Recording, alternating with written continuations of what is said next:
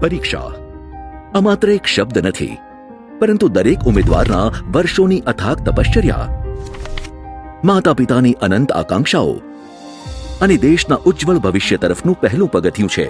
આ વ્યવસ્થાને જાળવવી અને દરેક ઉમેદવારની વર્ષોની મહેનતને યોગ્ય સન્માન અને ન્યાય આપવો એ જ સરકારની પ્રાથમિકતા રહી છે.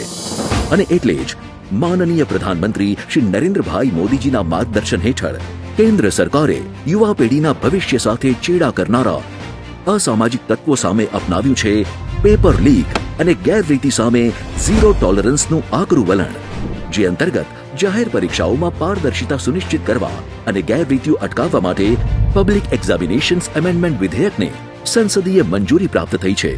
પરીક્ષા વ્યવસ્થા સાથે ગેરરીતિ કરનારા ગુનાહિત તત્વો સામે 10 વર્ષ સુધીના કારાવાસ અને ₹10 કરોડ સુધીના આકરા આર્થિક દંડ સહિતના અત્યંત કડક દંડાત્મક પગલાં લેવામાં આવશે. તેમજ ઝડપી અને નિષ્પક્ષ ન્યાય સુનિશ્ચિત કરવા સ્પેશિયલ ફાસ્ટ ટ્રેક કોર્ટ શરૂ કરાશે, જે માત્ર 3 મહિનામાં જ સુનાવણી કરશે. પેપર લીક અને ગેરરીતિ સામે કેન્દ્ર સરકારના ઝીરો ટોલરન્સના આકરા સંકલ્પથી જ મળશે દરેક મહેનતુ ઉમેદવારને પારદર્શી પરીક્ષા અને સુરક્ષિત ભવિષ્યની ગેરંટી.